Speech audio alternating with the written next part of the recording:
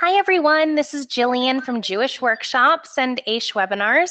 It is a pleasure to be joining all of you today, and we are extremely privileged to have Sarah Chana Radcliffe on the line. Before we get started, I'd love to see who's joining us and where you're from. So if you can just go to your chat box, or it may be called the question box on the right-hand side of your screen, and put your first name or your initials if you prefer, and where you're joining us from, I'd love to be able to welcome you. Welcome, Zahava from Brooklyn and Jonathan from Toronto.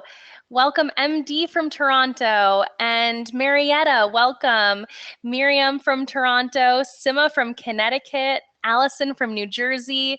Welcome, Etty from Israel and Adina from Brooklyn. Welcome, Arthur and Henry from Baltimore.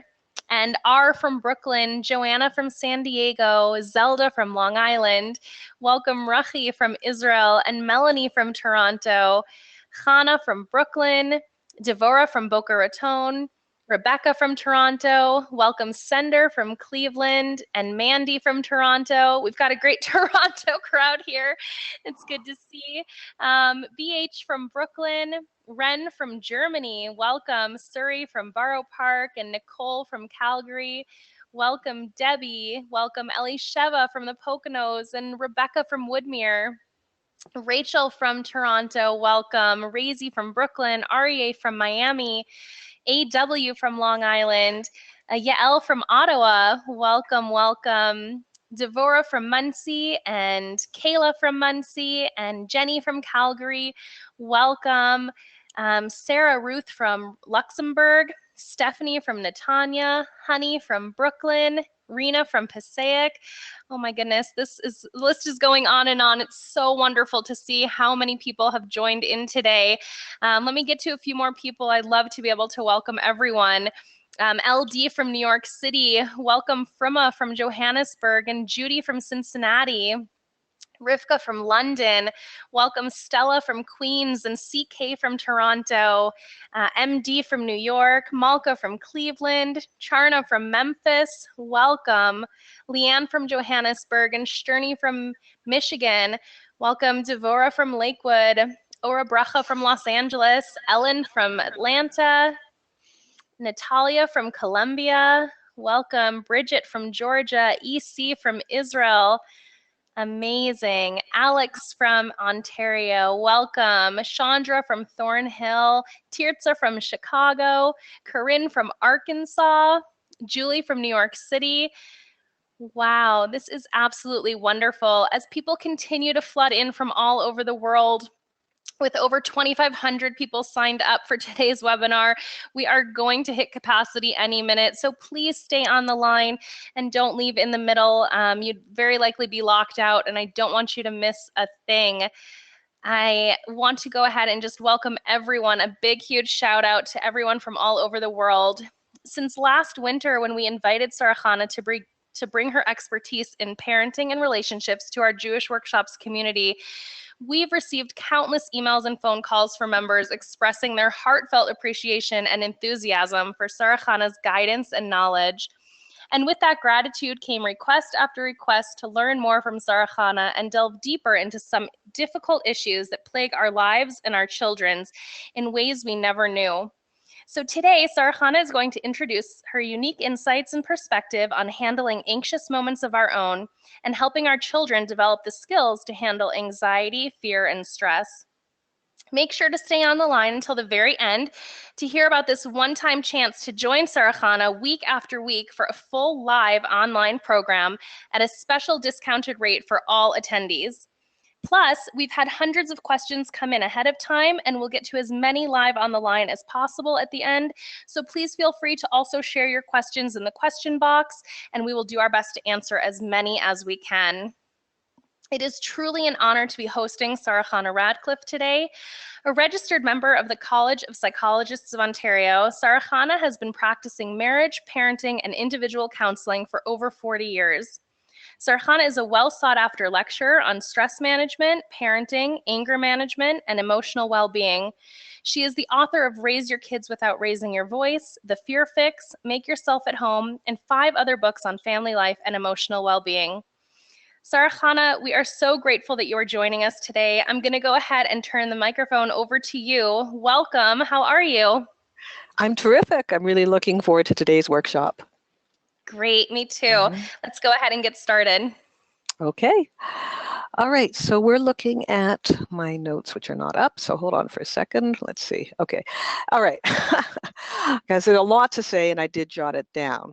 So I'm talking today about the unsettled feelings that we human beings have. And I want to start with the question, do children suffer as much as we do?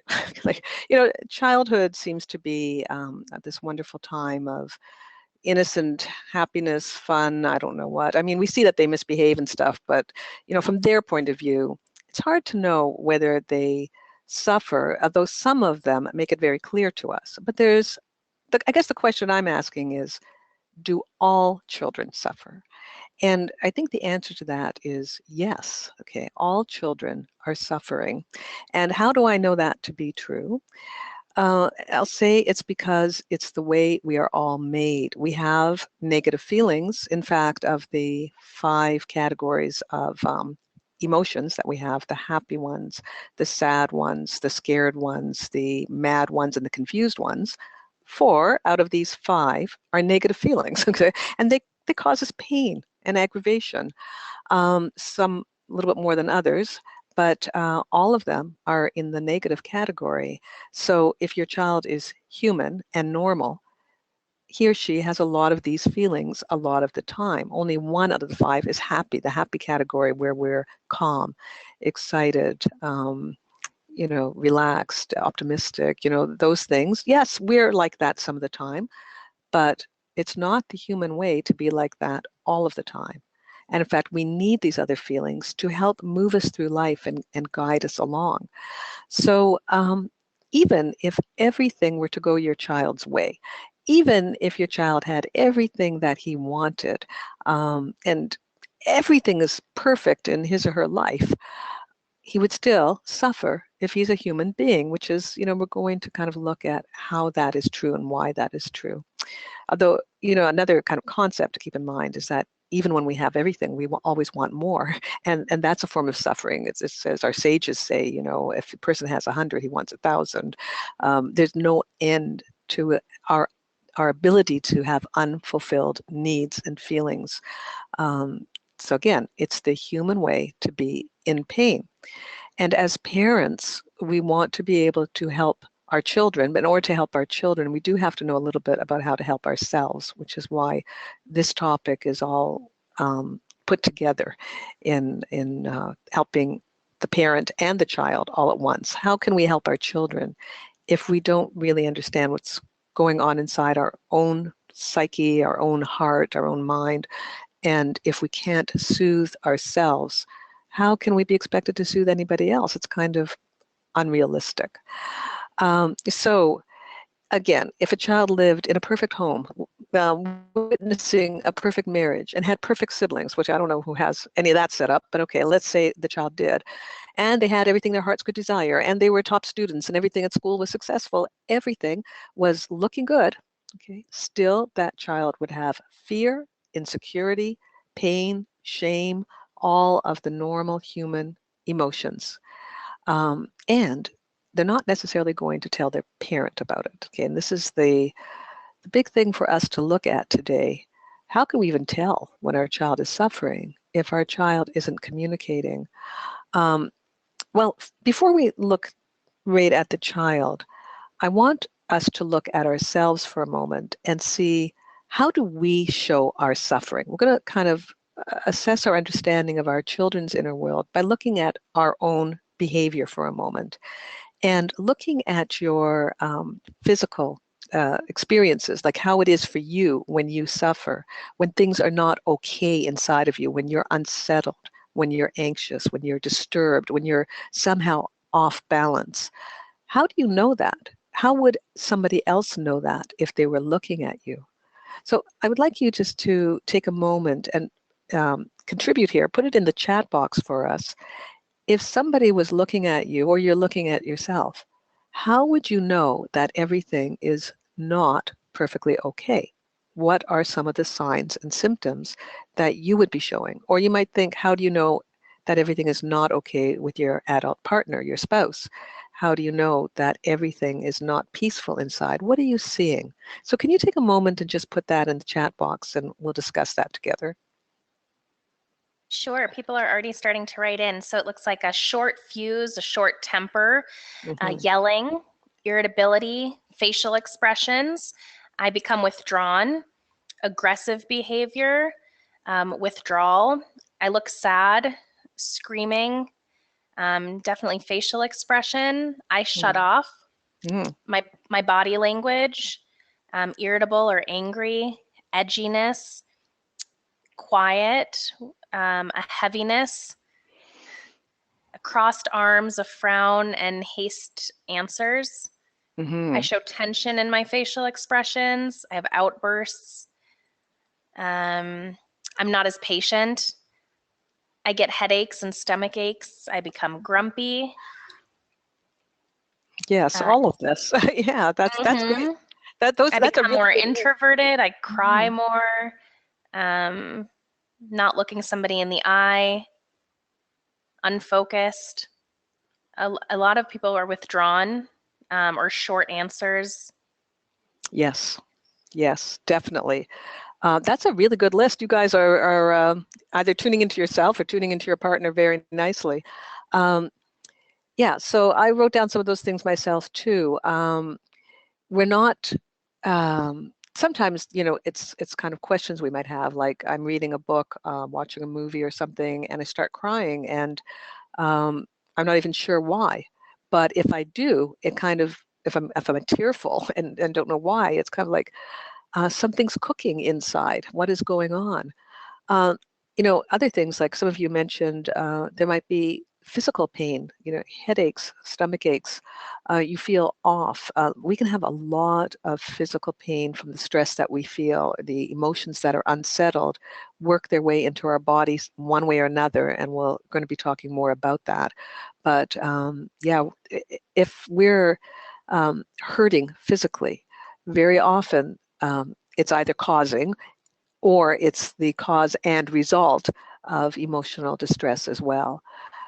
Sometimes our behaviors, our addictions and our compulsions, shall we say, are overeating, are oversleeping, are over um, distracting ourselves with all sorts of things. This indicates that all is not well because the anxiety that is behind all of this forces us to try and calm our system down one way or the other.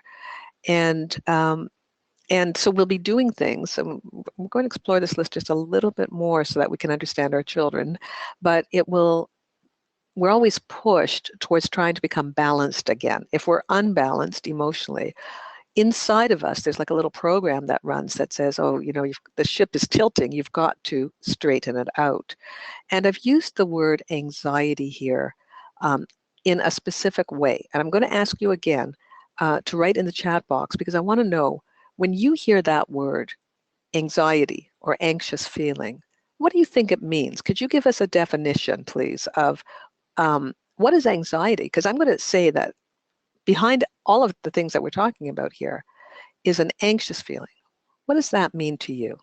Okay, so again, take a moment and let me know what you think. Again, we have some great answers. Fear, worry, nervousness, intolerance of uncertainty, fear, uptightness, out of balance, internal unrest, tenseness, Mm-hmm. need and emotional fixing, Mm-hmm. fear of the unknown, Mm-hmm. Yeah. undue worry. Right. So I think we're capturing here some of the ways that we think of this word. Often anxious means fearful, worried. We use it. It's a problematic word in a certain way because we tend, clinically, for sure, it means that we're afraid of something, or we're panicking about something, or we're worrying about something. And again, we'll discuss more about that later. But the definitions that you gave just now that you were participating with are closer to what I mean by anxious as far as our seminar goes, our webinar goes, and as far as our children go. And that is the unsettled disturbance that is behind all of our ways of seeking balance. Okay, so there's something off. Um, Fear may not always be the exact word. There's something unsettled, something uncertain, something insecure, something disturbed. Okay, so like, um, and that's what I'm going to mean by anxiety, both in this webinar and in the follow-up course. I'm taking all of these feelings that all of us have, adults, teens, children, even babies, um, and look at that, because that disturbance and unsettledness drives so much of our everyday behavior, thoughts, and feelings. All right, so this is a really important thing to understand, this disturbance. We're always seeking to straighten it out, to make balance. So, okay. As far as anxiety by itself, in the clinical sense, so it's going to more often refer to the fearful emotions.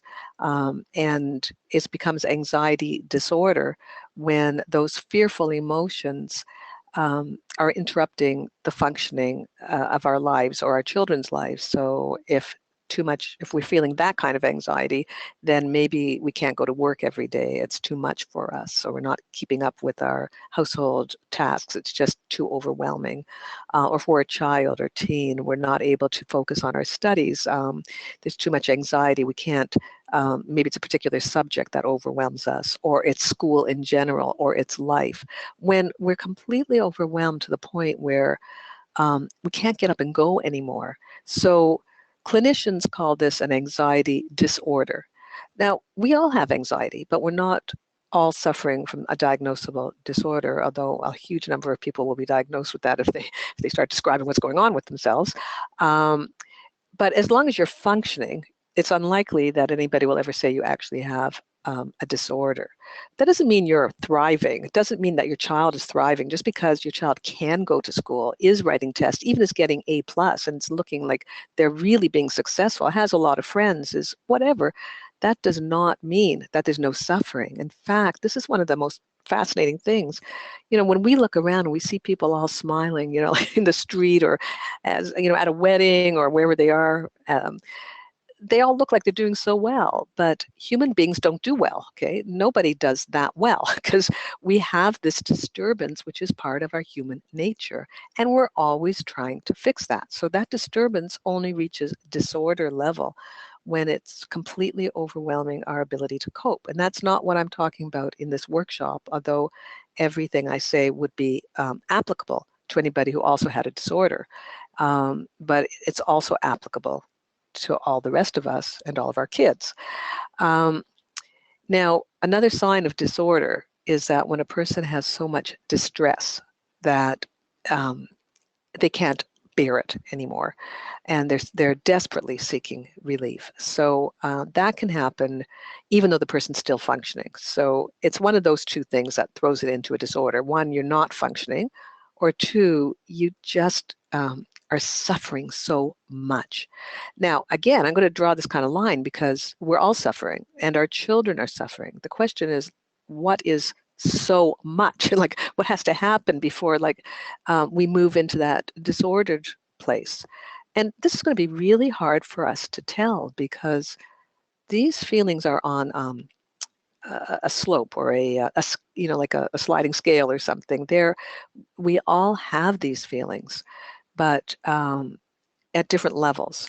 So let's say there's a teenager who discovers that, you know, um, alcohol or something else makes him or her feel calmer, more relaxed, happier. Or even an adult. Let's say this is happening to you or your spouse, that a little drink, a little wine with dinner or something calms your nerves. And so you, or the teenager, whatever, has more and more of this to get calmer and calmer nerves. Does that mean you have a disorder? So the whole diagnostic system, kind of, because, well, how many drinks, and is the drinking interfering with your life now? Because you could have a drinking disorder, they might call it, under which is probably some kind of other disorder.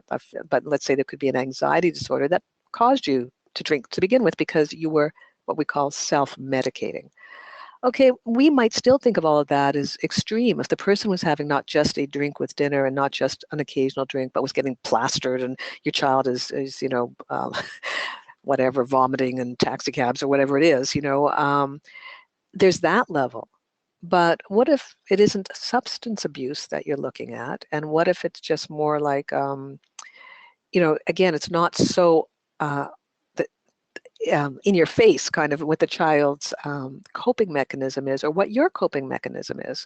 Maybe you read novels all day long because it's just, you've got this anxiety that stops you from getting off the couch, and nobody's going to, except your spouse maybe, accuse you of not being healthy. They might say you're lazy, but they don't even know, why aren't you doing something more with your life? If you're a bright adolescent, a bright, millennial in your 20s or 30s or whatever, a bright adult, why aren't you doing more? What's stopping you? What's holding you back? And so many people will say, like, yeah, I wish I could do this or that, but the idea of going to school makes me, and we become avoidant. And there, it's hard to see, unless you're extremely avoidant, that in fact you are suffering from a lot of anxious feelings, or your child is suffering, again, from these things, because avoidance is one of the behaviors that we'll do when we're feeling anxious. Like, I'm just not going to go there, and that way I won't have to deal with these uncomfortable feelings. More on this in a minute. Let's go back to the physical symptoms that some of you did listed before, okay? We said irritability, okay? We can tell if somebody's like snapping or very irritable if we are that way. Sometimes we're that way because we're nervous, or we'll use the word nervous, like my nerves are fried, or my nerves are on edge, or I feel so nervous, like, don't bother me right now, I'm so nervous, we might say to our loved ones. And that nervousness is itself a form of the anxious type of feeling that I'm talking about. We might feel rapid heartbeat. That's a different kind of, that's more like closer to fear for a lot of us. But some of us can feel that rapid heartbeat without feeling fear. We don't even know why our heart is going wonking on us. So it's just like, we're feeling dizzy, we're feeling spacey, we're maybe driving along in the car and feeling a little dizzy. So, okay, hopefully we pull over, but we may be sitting in a chair or standing up, walking down the street, and all of a sudden we feel dizzy. And maybe it happens again and again, and we go to the doctor, and doctor checks it out and says, everything's fine. A lot of times, our physical symptoms will take us to get a medical checkup. And so many times it'll come back with, oh, you're perfectly healthy, everything's fine, but meanwhile, the tingling in our fingertips and the weird feelings, our stiff neck, our tight jaw, the migraine headaches or the tension headaches that we talked about, the stomach aches, the back aches, various pains in our muscles and all over. And the doctor's telling us we're really healthy. But eventually, if we keep going to the doctor's going to tell us, why don't you go get some counseling? Maybe it's stress, okay? Now, what is stress? All right, I'm gonna ask you that question too, okay? What's the difference between feeling anxious and feeling stressed? Okay, can you just tell me your thoughts on that? What would you say the difference is?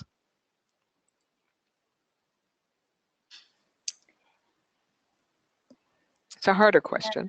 Yeah. Yeah. Stress is a challenge. Stress is more of a fight or flight response.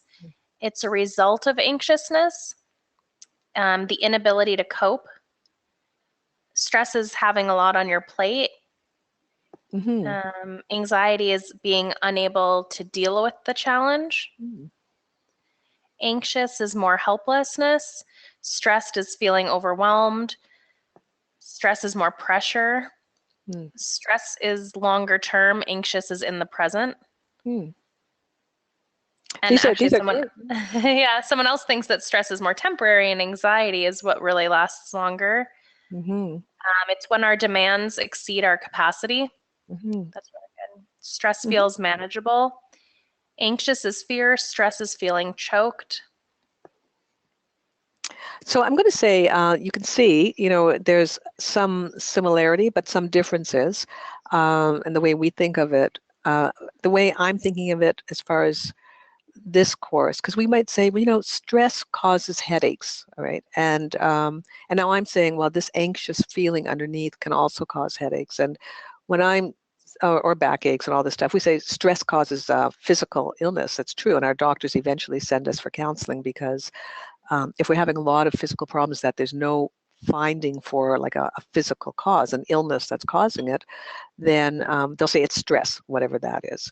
Um, but anxious, in the sense that I'm using it, is more that momentary feeling that causes us to need to take care of it right now. We may be chronically stressed, like we're dealing with money problems, marriage problems, parenting problems, life problems, because that's what it's all about.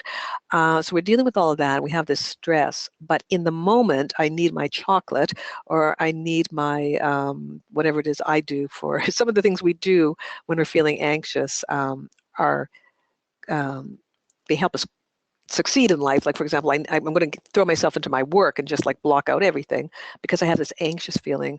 Or now I'm going to madly exercise for 3 hours because I've got to get rid of that feeling. So in the sense that I'm using it as a more intense form of disturbance that is begging us to do something about it. Okay, so we with stress, it's kind of the background noise of our life. Like if you're alive, you must have stress, whether it's a math test or a driving test or a relationship test, whatever it is we're doing, there's got to be stress because if, that is the nature of life, okay? Interestingly, anxiety itself is not the nature of life, okay? It's a feeling that's a signal to us to do something to restore our tranquility and our serenity. It's an uncomfortable, painful sensation that, if unattended, goes into the body and becomes expressed that way.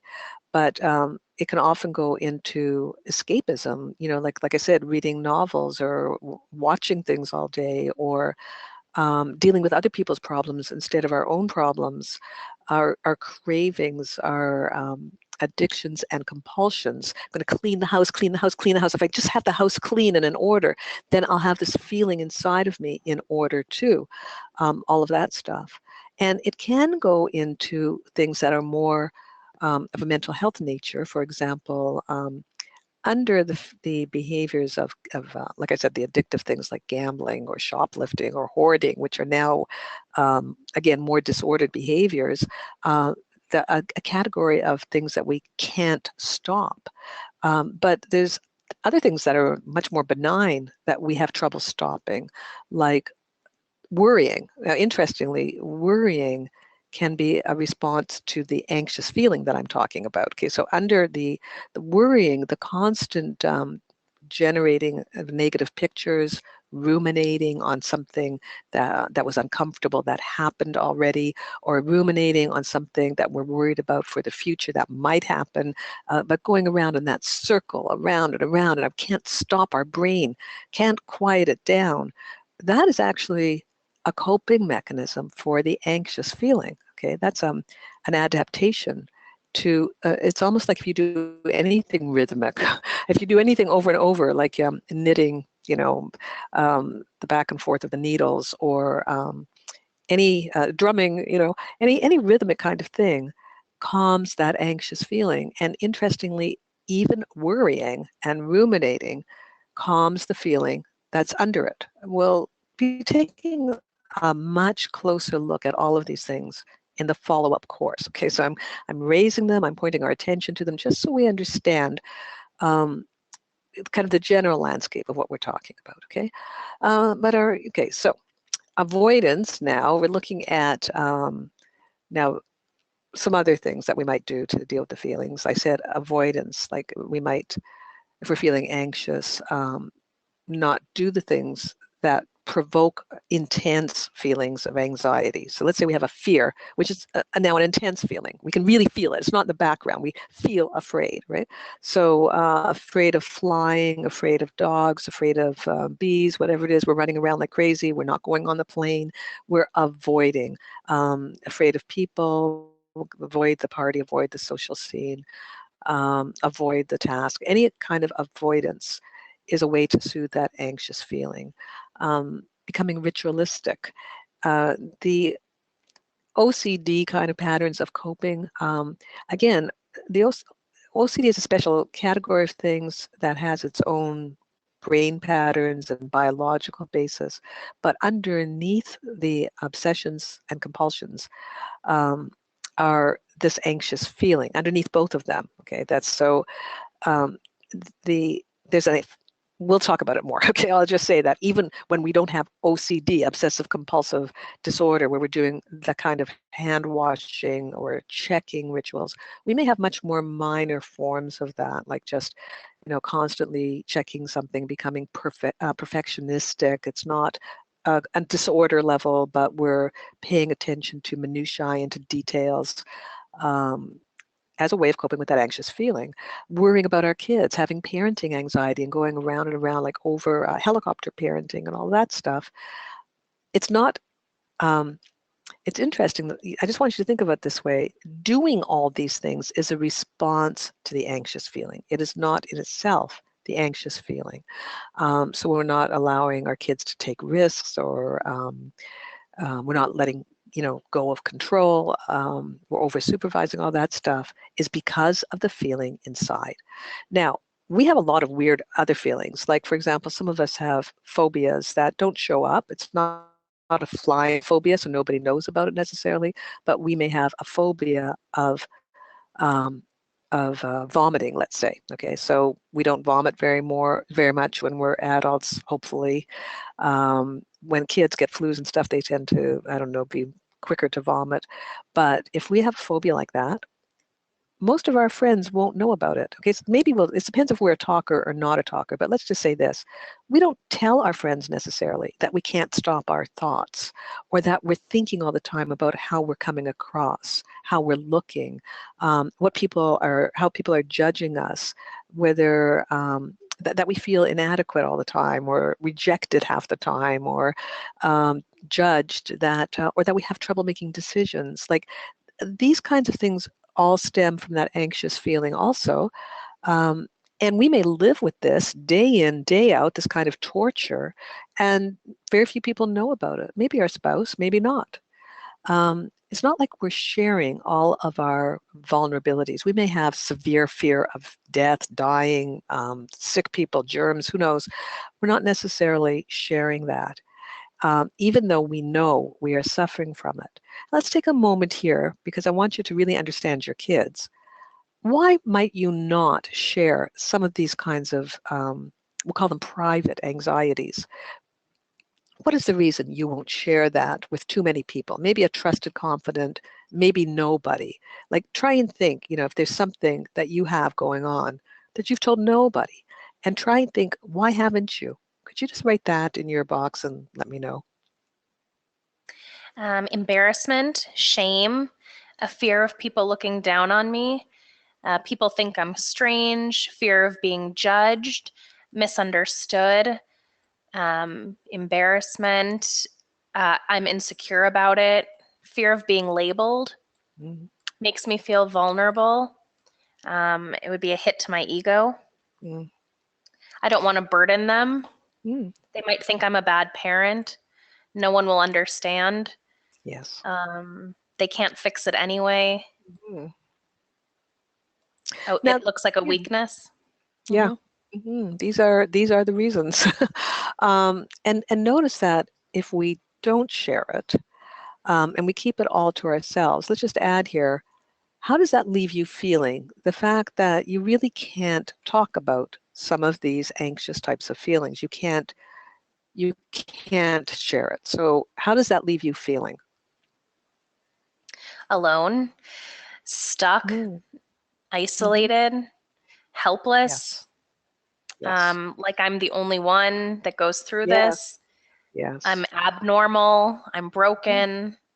Nobody mm. gets it. I'm afraid. Trapped. Sad. All of Scared. this. Yes, yes. That's exactly the normal consequence of not being able to tell somebody about these kinds of feelings. We feel odd, we feel misunderstood, or that we won't be fully understood or fully accepted. We feel very isolated and alone, and the burden of it is that much worse. We feel like a freak sometimes, like there's something terribly wrong with us, that we're broken, all of the things that you said. Um, you know, and I'm only skimming the surface. If I haven't named your particular quirk, it's not because your quirk is unusual. It's like, it's just that there's a long list of things that, like, I can't use public washrooms, or I don't, there's a million things. I can't even think of them off the top of my head, and I won't ask you to share them. um, but it's something like we can't even imagine how weird we can all be in a certain way in terms of our focus and on of our anxiety. Like it's and I don't mean that word weird in the weird way. I mean it in terms of things that we might not have thought about, like what is easy for you to do might be very, very difficult for somebody else to do.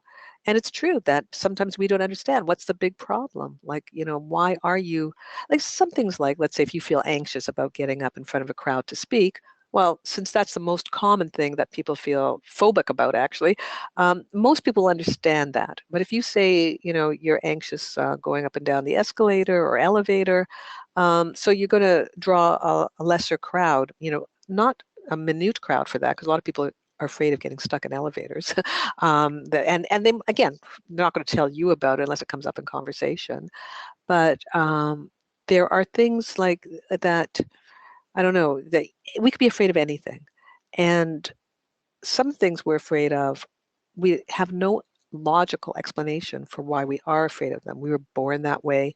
Other things, they came about later in life as a result of a traumatic experience. For example, it might be that some dog chased you when you were a kid, and that stuck in your brain, just got stuck there. And the rest of your life, you're 45 years old, still terrified of dogs. You haven't been able to unstick it. And we're just coping with all of those things. And it doesn't take all of our energy, and maybe we're avoiding places where we know there's dogs at this point, but we have these workarounds. So, okay, good for us. We figured it out. But when we're thinking of our children, maybe there's something we could do that would help them not have to carry that fear all the way through their lives. Because a bit of a handicap, even though it's not ruining our life, maybe if somebody would have intervened in a certain way after that dog chased us, maybe by 3 or 4 or 5 decades later, we wouldn't still have this hang up. And kind of that's why I want us to understand a little bit about ourselves, so that we can save our children from some level of suffering. Now, we can't save them from all of life's suffering, but as dedicated parents, if we can give them tools to, I don't know, minimize their suffering, then hopefully they'll be having more energy to fulfill their life's potential, right? Like the less stuck they are with their pain and angst, the more free they are to do good things with their life. And the same thing would be true with us. So all the things that we're going to learn about helping our children will also help us. So there'll be a double payoff there. Okay, let's look now a little closer at children. I'm just looking. Okay, there are things that we can see in our children. So we know they do have some anxious feeling, some disturbance there. And some of it is that they're just going to tell us right up front. Like there are some kids who are very vocal. Mommy, I'm so anxious. Mommy, I can't sleep at night. I'm always thinking of whatever that, Mommy, I can't make my brain stop. Okay, so some kids will tell you this. Those are examples of young kids. They could be 5, 6, 7, 8 years old telling you this. But if they don't come out um, and tell you, and by the way, depending on your response in the first decade, like between 0 and 10, well, they're not talking at 3 and 10, let's say, where they start telling you, depending on your response, they may continue to tell you when they're adolescents and older. If you successfully shut them down somehow, however, in that first decade, then the chances of them continuing to be open, even that original group that was open, they will be less open in the second decade and beyond. Now, I'm going to ask you before we start looking, just at this one point here, if a child does tell you that they're feeling, oh no, they're worrying about something. Let's say they're worrying about, I don't know. I'll make up a worry here. They're worrying that they feel. Oh, I need one. I just need a simple worry. They're worrying about a test. Okay, let's say your child, who is an excellent student, tells you that she's worried about a test. Okay, just write in your chat box what is the most common parental response to that kind of thing. The child says, "Oh, I've got this test tomorrow. I'm so worried about it." You know, and this is your A plus student. What will you? What's is the normal thing to say? Don't worry, you'll do fine. The grade doesn't matter. We know as long as you try. Um, Yes. if you study, you'll be fine. You'll do great. Just do your best. Yes. You'll be great. Yes. Okay. So, and that's what I'm calling a benevolent but shutting down kind of response. Okay. As we'll see as we go along, reassurance is actually the last thing you want to be doing to help your child deal with anxious feelings. Right? And it's the first thing that we want to do because that's our instinct to do. We're going to make that problem go away real quick.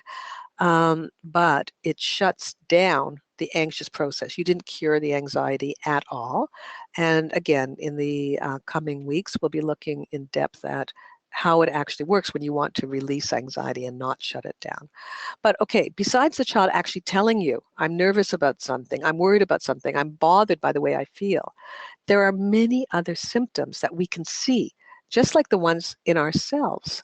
For example, we mentioned our own irritability, but in children, you know, we see their irritability, we see their meltdowns, okay, like they're losing it, right? They're cracking up, sometimes at school, sometimes in other public places, and largely at home. So they're um, they're exploding. Okay, that can we look at it, we see they're angry, but we don't always see that there's this disturbance under the surface that we're talking about here.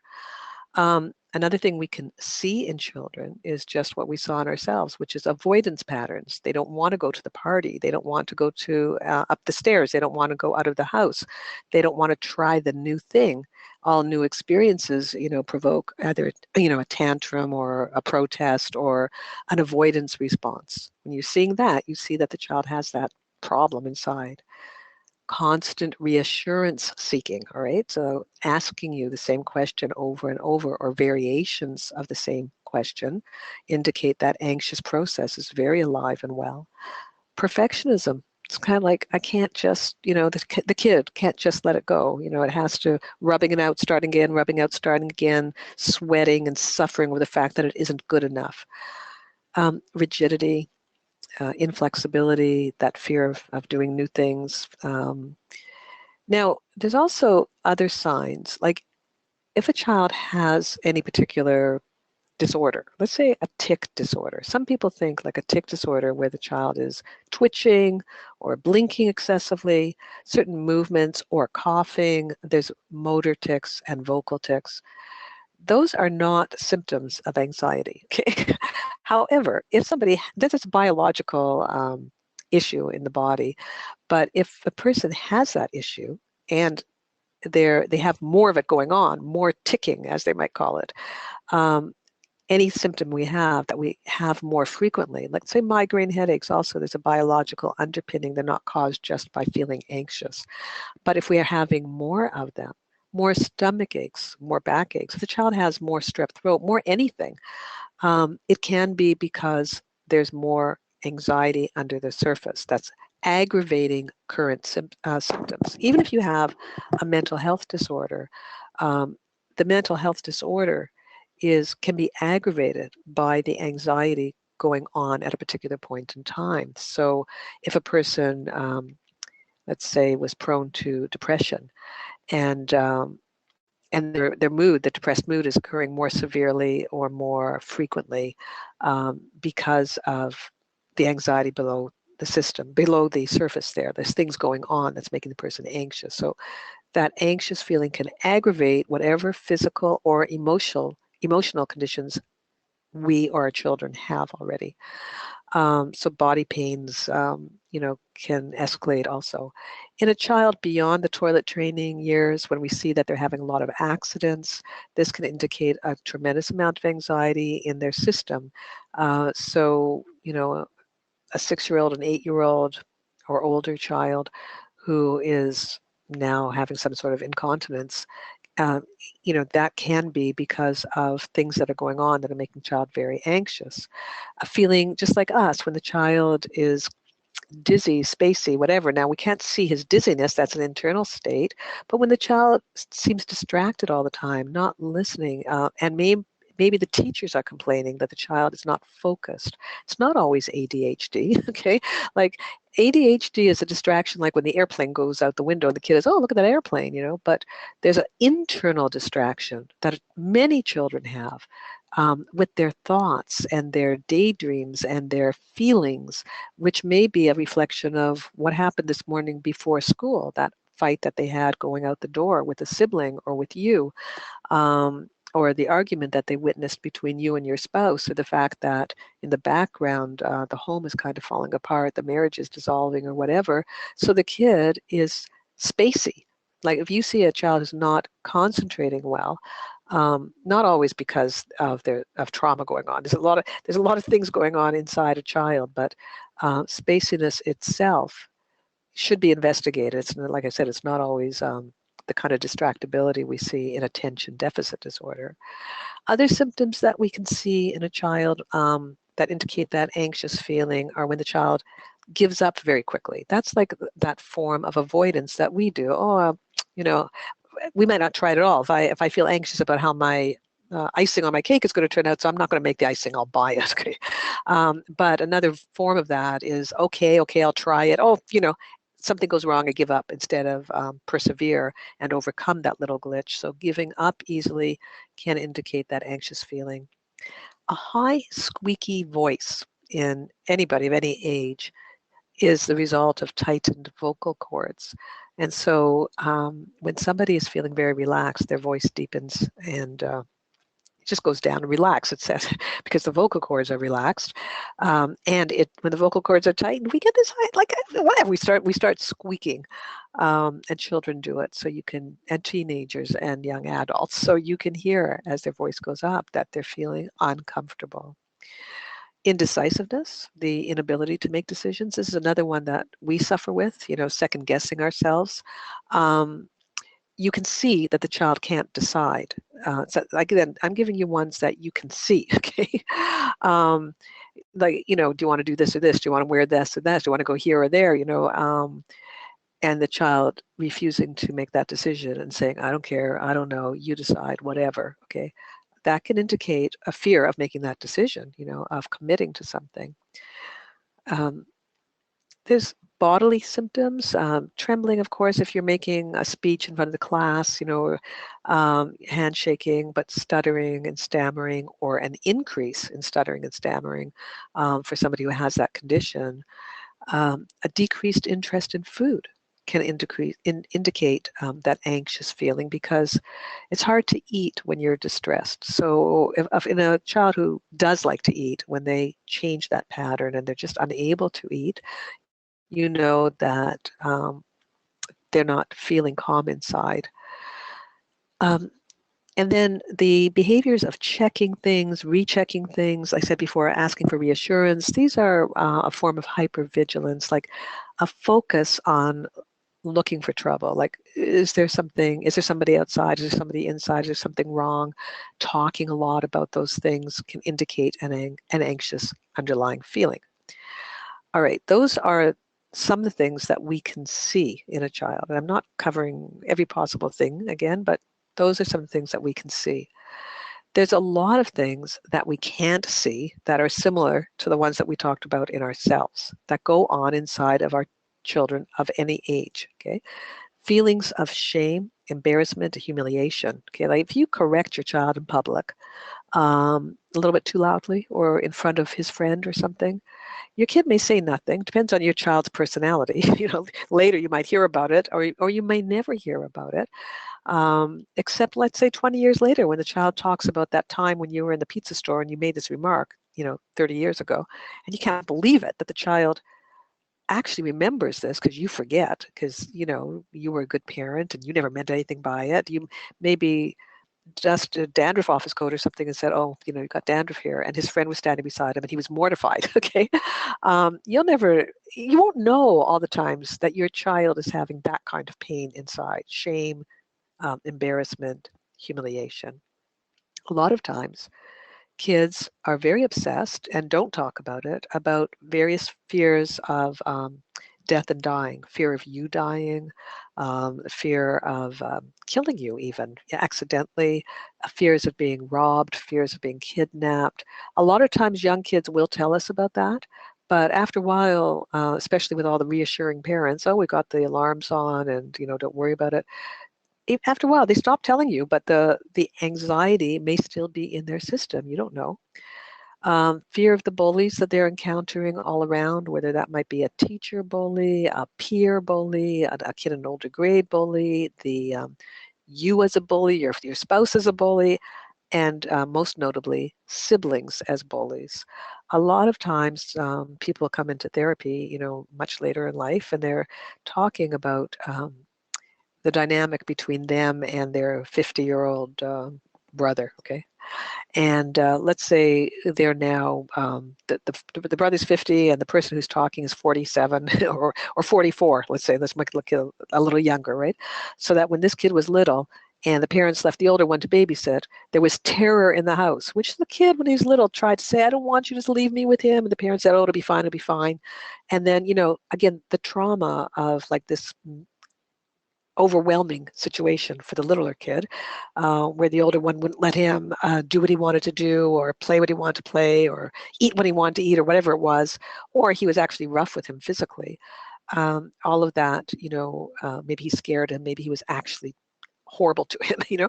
um, these things can stay for a lifetime and affect us later, but we don't necessarily know that they're going on inside our children.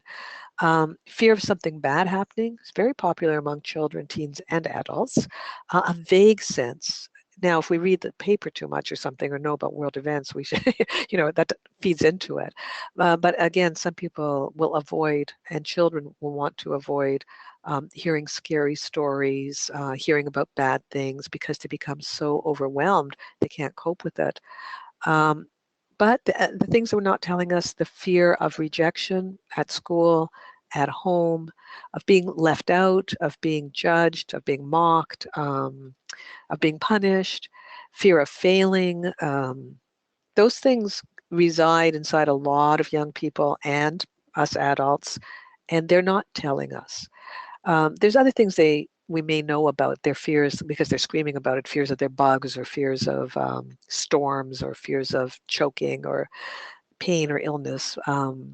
We may know because they're avoiding and they're not wanting whatever, but again, we don't always know. As the kid gets older, they hold more and more things back. The kinds of things that are particularly not going to be told to us are what I'm going to call secret rituals. So in children, even who have overt rituals, like a child who is coming for treatment, let's say for obsessive compulsive disorder of the washing kind or the cleaning kind, where the parent sees that the child is in the shower for 2 hours at a time, or won't touch certain things because afterwards that there's so much washing that has to be done. There's no way for the parent to know that the child is also counting things in her head, right? And very often, if the parent is part of the interview with the child when all of this is being assessed, the parent will be shocked to learn that the kid has got all sorts of mental rituals that they're doing, like I have to do everything 3 times or odd numbers, or I have to do something before and something after, or do it in such a certain way. and the parent doesn't know and didn't recognize. Teachers also, like a kid is sitting in class and the kid is moving her foot, first to left, then to the right, then under, then up. And it has to be done that way. And the teacher doesn't know that those leg movements have to be done that way or that they even exist necessarily. Kids have things they're hiding, not only kids, but adults too. So again, fear of looking ridiculous, being exposed, being misunderstood, being the only one in the world who's doing this. And kids have more feelings of being the only one in the world just because they haven't read as much as we have. They're not exposed to as much information yet. They just haven't had time to learn that other people are doing things as well. Um, compulsive masturbation is something that happens for a lot of kids and they're not discussing it. Um, Gender identity, in today's world, and especially among the poor kids who have an overdose of, of gender education, a lot of them are scared that they're not normal. They're not normal when it comes to their normal sexual feelings. And they're not even sure if they're normal, whatever that means anymore, since everything is normal, but they become confused, unsettled. Well, maybe I'm bisexual. Maybe, I like people of the same sex. Like, what's this feeling I have? Like, they're very anxious about that stuff. And the chances of them telling you are very slim. um, Kids start with hoarding compulsions. That is where they're collecting things they don't need, but they cannot get rid of it. They have reasons, but really under it is this pervasive anxiety. And they're not telling you about it exactly. They may look to you like they have a messy room or too much clutter, but you can see kind of the end result, but not necessarily the intense feeling underneath it. Kids thinking bad thoughts, wishing harm on somebody or themselves, not sharing that, but feeling anxious, very anxious about it. Um, Kids feeling discouraged, hopeless, miserable, unhappy, depressed. They're not always sharing these feelings. It can become as quite a shock to parents. Apparently, there's something like, was it 2 million or 2 billion, some huge number. I can't remember. I just recently read it of kids who are not diagnosed, not brought to the parents' attention, but clearly suffering from depression in the United States. So many that are keeping these feelings to themselves. Very often, actually, when a child is being abused by someone in any way, physical abuse, sexual abuse, like I said before, bullying, they're not coming forward to tell anybody. Um, and then there's a whole class of feelings where the child feels off, doesn't have the words to describe his or her own experience of himself, and doesn't talk about it as a result, doesn't even know what he's feeling. Now, the bottom point of all of this is that we need to know that we do not know when our child is really okay and when our child is not. And as a result, we have to parent proactively so that we want to give our children all sorts of information, education, tools, and strategies that will help them when they're feeling off. And we're assuming that they will be feeling off because that is normal for all of us. Okay, we feel off. So we're not, some of the things we'll see, many of the things we will not see. Some of the things we'll know, many of the things we will not know. But if we can give them um, something, okay, some orientation to the world of distressed feelings, then we're going to help them get started. So now we're going to look at some of the things we can do, and also just keep in mind as parents also that some of the things we can see, we should be acting on.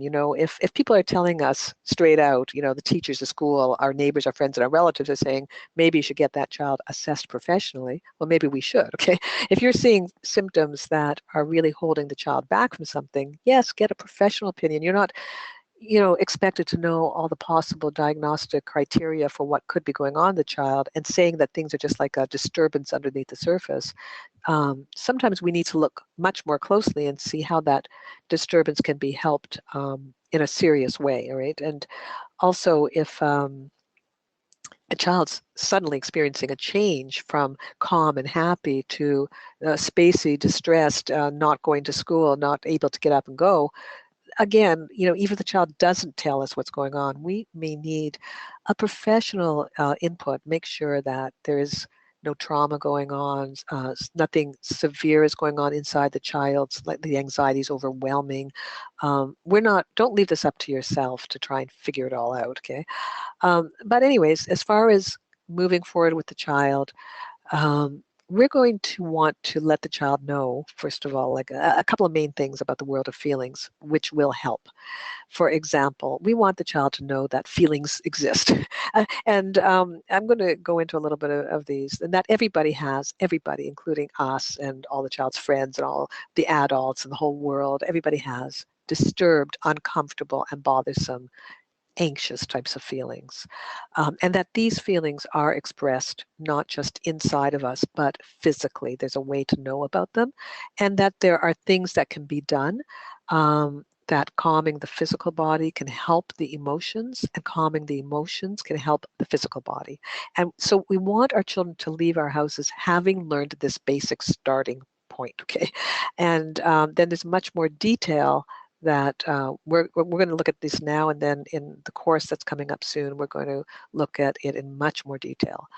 So the first thing is that we want children to know that anxious feelings are normal. And we can do this by making sure we're talking about feelings. So often, we'll tell a story like, oh, the neighbor had a robbery, and the police came to investigate, but they don't know what happened. Like, that's the story, okay? Like, we tell the facts, something happened, and we don't talk about, even though the thing that we're talking about is actually something, horrible, like a robbery, that's scary. Um, we might leave out all the feelings as if there are no feelings. So what we want to do is kind of focus on feelings, make it clear in our house that feelings do happen. Gosh, I was shocked to hear that the neighbors had a robbery and the police can't find the guy. And I'm kind of feeling like, oh, like, I hope they do. I mean, I wonder what's going on in the neighborhood. It makes me kind of nervous. Now, to tell the story with those feelings is better because um, you think your child's not going to feel nervous hearing that there was a robbery next door? Like, if you don't feel nervous and only the child feels nervous, then the child feels like, oh, there's something wrong with me. Like, I've got the wrong feelings. Like, you seem okay. Or you just told the story as if nothing happened, but like I'm feeling really distressed. So, and again, that's not going to encourage the child to come forward. When we're talking enough about feelings, then our child will talk about feelings too. And talking about feelings is one way to begin to move anxious feelings out of the system. When we're not talking about them, the anxious feelings tend to go into the system, aggravating all of our physical symptoms. So whether it's a temporary headache or whether it becomes a chronic pattern of headaches or whether we become sick, this is a lot to do with how we manage our feelings. So we want to make feelings part of life. And in parenting talk, a lot of it is about, okay, it's time to get up, time to go to school, don't do this, do that. And we're not really focusing on the inner world as if there is no inner world. Um, like, for example, we might say to a child, look, I asked you twice to turn your device off and get ready for bed, okay? And we're not saying to the child, you know what, I'm starting to get frustrated. I've asked you twice already, right? So as if the I asked you twice is the only thing that matters. It's not the only thing that matters for your child's well-being. It's the I'm getting frustrated part that is important. I have feelings. Um, let's say you're looking at something, you're trying to make a choice. I don't know, this one or this one, this one or this one. It's okay. Add this, say like, oh, I feel so conflicted. I feel so unsure. I'm not sure which one, this one or this one. Talk about those feelings. And if the child, it can't decide, instead of saying, come on, decide already, we can say to the child, it's hard to decide. You're feeling unsure, right? Not quite sure which one, like how about, like, let's close in on it because we have to get moving. Okay, but still we have mentioned something going on inside. So we want to be talking about feelings. That's the first thing. The other thing we want to do is link the feelings to the physical sensations. And this may be a little counterintuitive for you. But if you have an obvious stress headache, say to the child, oh, all this is giving me such a headache. All that, like, I feel so stressed out and now I have a headache. Now, you might think, what is the reason for sharing that with the child? I'm so anxious I can't eat. Oh, I'm so nervous. My hands are sweating. My heart is beating. Oh God, I'm so scared. I'm having trouble sleeping because I'm so worried. Why tell the child all that? Won't that make it worse? You might think, okay. And I'm going to say, no, that's not going to make it worse. What that's going to do is teach the child that the feelings and the physical symptoms are related. When children don't know, um, they get terrified of their physical feelings that are happening as if they're happening by themselves. Like when a person has a panic attack, let's say they're scared of something, a spider or something. Well, I don't know. They're scared. People start having panic attacks. Okay, and in their body is overwhelmed with the symptoms of panic, which are all physical. Their heart is beating. They're feeling dizzy. They're feeling lightheaded. They have pain. They're sweating profusely. They're hot. They're cold. They can't eat. Um, their stomach's upset, whatever it is, and they rush themselves to the hospital thinking they're dying, or they're believing that they're falling to pieces and they're cracking up, and or they're having a heart attack. A lot of that is from lack of education of the actual connection between all of the adrenaline, anxiety, and physical distress that we have. So when we link it, we say, yes, I'm feeling unwell because of the anxiety that I am feeling, then a person will always know that these symptoms that I'm feeling are from this emotional feeling. And that actually helps the body not become the focus. We don't want the child to be somatizing. Now, why I'm saying this with caution here is because we can't stop these things from happening completely. We're just doing what parents can do to help. All right. So we want to say that we've done our part. Once we understand, okay, my head hurts, I'm feeling anxious, I'm feeling scared, the next step is to be talking about what we can do about all of that. Okay, not necessarily just popping our Tylenol or whatever it is, but having, I need to sit down, breathe and calm down, get myself settled. Maybe if I have some chamomile tea, and you have a bunch of strategies to calm the physical body, which you say, now I feel better. I'm calming down. Now I can begin to think. And you're showing your child that I can go from a very distressed, anxious, disturbed, unbalanced state, and I can do things. There are steps I can take to bring myself back down, calm my anxiety, calm my nerves, so to speak, feel better physically, take away that pain and distress, and begin to function again. And that is a very big, important lesson that you want your children to have, so that they're not feeling out of control and overwhelmed with the distress that they feel, or that they have to go to drowning it out in very dysfunctional ways, because especially teenagers, eventually they find very dysfunctional ways of making anxiety go away, whether it's cutting themselves, starving themselves, becoming addicted to substances. I mean, there are some functional ones too, like overstudying and overworking and, achieving great things at some terrible cost usually.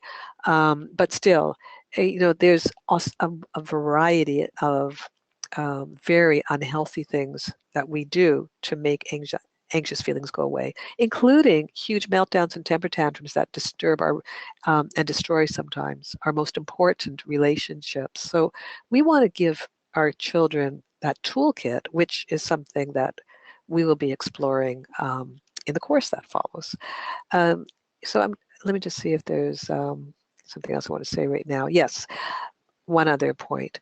There's things we can do for the education of children at every age, but one of them, bibliotherapy, is the use of books that bring feelings to the surface in the home. For young children, there's books like I Feel Nervous, that's a title of a book, or Wemberly Worried, or F is for Feelings. These are names of books, many, many more. You'll find them in your local library and bookstore. Picture books for young children that talk about the inner world and gives you as a parent an opportunity to discuss things that make people nervous. And when you're reading those books, you'll discuss hopefully your feelings of nervousness and give your child an opportunity to explore when his feelings of anxious feelings come to the surface as well. Through the characters of the books, you can open that up. And for older children, there are much more sophisticated books that really go into the mechanics of anxious feelings and what people can do about it. And among the books that you might bring home, you should include some of these educational stress management types of books for teenagers so they can learn at a young age what to do besides join their friends smoking. You know what I mean? You want to show them that there are other things that they can do. There's also an amazing array of educational material online that you can screen and filter out. But there's TED Talks that are very appropriate for children to watch about how people felt very troubled, very threatened, very attacked in the real ways, whatever it is, how they coped, how they succeeded, how they overcame. And it's nice for children to come into, this was the dark period, and this is what I did, and here's the bright period. And not just to have stories of people who are just at the bright period, because like, what happened to all the struggle, you know? When you show children stories of real struggle, it helps them to meet the struggle inside with courage and with a map that points forward. There's a wonderful thing on YouTube called Humankind Stories. Look that up. Again, pick out the ones that you think are educational for your children, but it's an amazing resource of challenges that people have.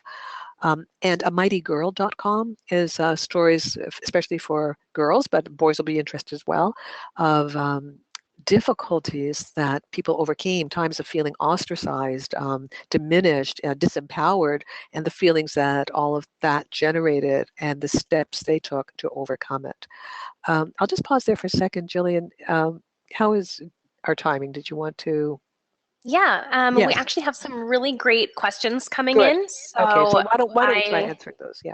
I want to get to some of these questions. I also Mhm. want to get to people wanting to join the course. Yes, yeah, So let me get to all of these things and more, and make sure that people can stick on the line with us for just a little bit longer. sure. So I'm going to go ahead and give you all the details about the upcoming course. I know that people are saying, how can I continue? How can I continue? I want more answers. I'm going to go ahead and do that right now.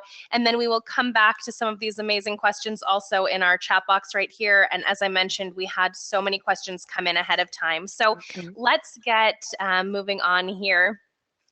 We are now inviting you to continue on and join Sarah Chana on her weekly live classes for the next 6 weeks, which will include week 1, feeling, facing, and erasing fear.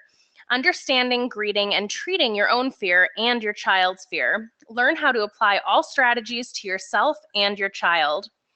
Followed by how to stop worrying. Gain the skills to finally stop worrying. For example, will my daughter ever get married? Will they like it for my performance at work or a dinner party? What will the results show after a routine medical checkup? Then in week 3, we're going to discuss eliminating fear. So let Sarah Chana walk you through the steps to eliminate fear and calm your nerves. For example, fear of spiders, robbers, dogs, needles, thunderstorms, anxiety before giving a presentation or taking a test, that panicky feeling you have when stuck in an elevator, or fear of flying, fear of upcoming dental surgery, and so on. Then in week 4, improving sleep, calming the system, and restoring balance after frightening or overwhelming experiences. Get the strategies you need to help the body relax, fall asleep, and deepen sleep. Learn how to have deep, refreshing 5-minute power naps during the day to help compensate for inadequate rest or sleep at night. Help eliminate the effects of traumatic or overwhelming life experiences and restore a sense of safety and stability. Then we'll go into creating deep inner security. Replace feelings of vulnerability and negativity with feelings of steady confidence and optimism to see you through every life situation. And finally, a full hour Q&A to gain solutions to your personal questions through a live Q&A and implementation session. Each ongoing live class will be interactive, allowing you to get your biggest questions answered and stay completely anonymous if you choose. They will all take place on Thursdays at 12 p.m. Eastern, 7 p.m. Israel time, and our first class starts next week, Thursday, January 11th. But don't worry if you can't attend a live class, a recording will always be available to you in your own personal membership area, just 24 hours after the class takes place, and you'll have that available to you for a lifetime to listen to or download at your convenience. Plus, you'll also get a full course on obsessive compulsive disorder. Could it be OCD? It's not always obvious. It's not always an obvious condition, especially to parents. In fact, parents often mistake symptoms of OCD in their child or teen as just being quirky or eccentric and go along with them so as not to upset their youngster. In doing so, however, they may accidentally prolong and intensify an actual mental health disorder. Fortunately, OCD is highly treatable once identified. This exclusive course is designed to help you understand your child's confusing and/or challenging behaviors and to know when more than ordinary parenting is in order. Plus, you'll also get Breaking the Cycle Family Anger. Anger is a normal emotion that both parents and children experience. However, when poorly managed, it can cause unnecessary pain and suffering for the entire family. Learn how to help yourself and your child manage, heal, and respectfully express frustration, upset, rage, and all other shades of anger. You'll also get Overcoming Depression and Uncovering Happiness, a full workshop to discover the best path for your individual journey to overcoming disappointment, sadness, and feelings of hopelessness, and uncover your unique potential, self-worth, and strength. Excuse me. And finally, Sarah Chana's brand new ebook, Better Behavior Now.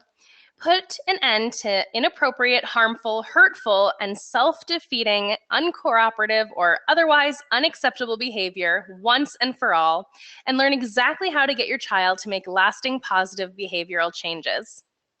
As you can see, Sarah Chana will be walking you through various aspects of parenting and emotional well-being to ensure that you and your family are set to thrive.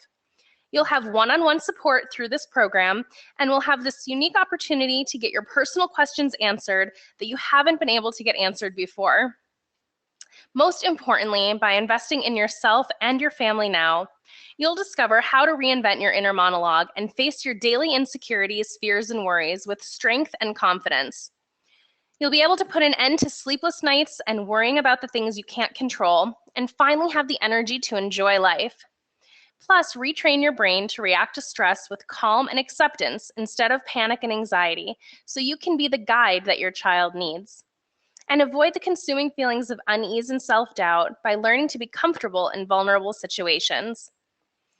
As I mentioned earlier, we've never offered an opportunity quite like this before, but we listened to all of our members' requests, and we've created a special online community for parents from all around the world to come and get the guidance you need and deserve alongside a one-of-a-kind mentor.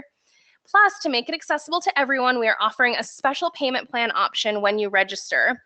And as I mentioned, for today only, because you attended this webinar, you will get a special webinar attendee discount for just $497. So instead of paying the full price of $13.97, it's been discounted to $6.97. And now, like I mentioned, for 24 hours, you as an attendee will get the special $497 discount. Plus, payment plan options will be available as soon as you click to register. So let me go ahead and put the link in your chat box right now. It's www.jewishworkshops.com/anxiety free. And I'm going to put that right in your chat box. You should be able to see that. I'll also go ahead and put it right up here for you. So it's www.jewishworkshops.com/anxiety free. And that includes the full 6 weeks of achieving anxiety relief, plus the additional bonus courses that are all going to be pre-recorded and available to you in your own personal membership area to listen to or download at your convenience. And those are Could It Be OCD?, Breaking the Cycle Family Anger, plus Overcoming Depression and Uncovering Happiness. And as I mentioned, Sarah Chana's brand new ebook, Better Behavior Now, is also going to be right in your membership area for you to download. So as soon as you go ahead and click to register, please come on back and just put your name or your initials and the words "I'm in." I would love to be able to welcome you to our community, see how many spots are being taken. We do like to try to keep our communities as intimate as possible so that we can make sure that during each live session, you'll get as many questions answered as possible. Sarah Chana will be able to really give personalized solutions throughout the entire course. So if you can just come back and let me know that you're in, that would be great. And then if, of course, you're having any technical difficulties, please just put your name and your telephone number in the chat box. I am more than happy to have someone give you a call right away so that we can help you get registered and answer any questions you may have. Let me see some, let me just get to some of these questions. What does a membership area mean? So as soon as you join, the courses are going to be available to you online, and you'll get information to join the live sessions. Plus, we have what's called a membership area. You'll get a username and password to log into, so that those are just available for you and you alone to watch privately. How many sessions is the webinar? So the full course of Achieving Anxiety includes the full 6 weeks of classes. It's 1 class a week every Thursday at 12 p.m. Eastern, 7 p.m. Israel time. But as I mentioned, if you can't make it to the live class, or you'd like to re-listen to the classes, which I know a number of our members do, there will always be a recording available to you to listen to or download at your convenience.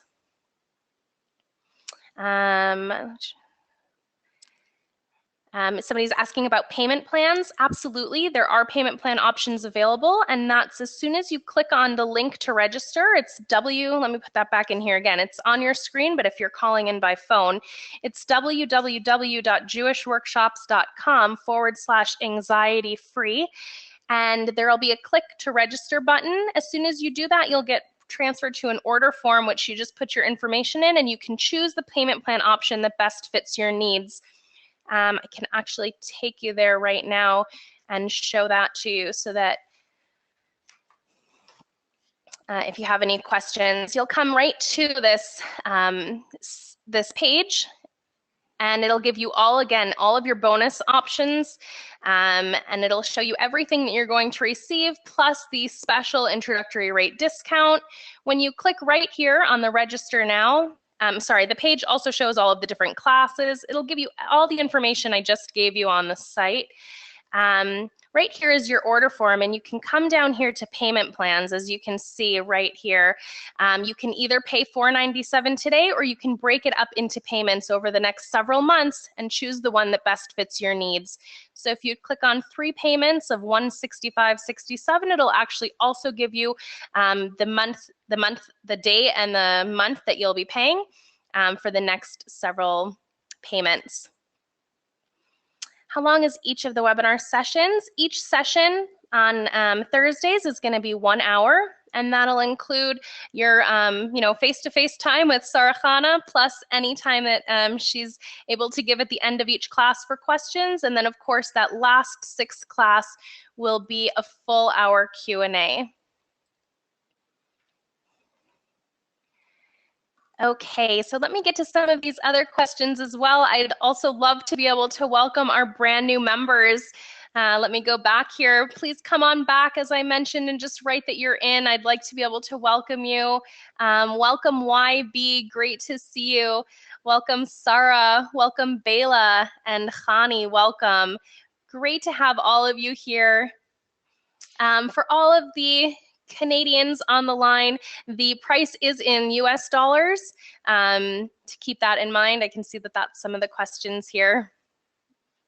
Okay, if you have any additional questions about purchasing, please again feel free to put your name and telephone number right into the chat box. I'm happy to have someone give you a call as soon as possible, and we'll get any of those questions answered. In case I don't get to those right now on the line, there's also a live chat option available to you right on that page, jewishworkshops.com/anxiety free, and you can get any questions answered there too. Sarah Chana, let me go ahead and get to some of the questions that are coming in here. Yes. We had a great question earlier. Sorry, let me go back through, scroll back through here.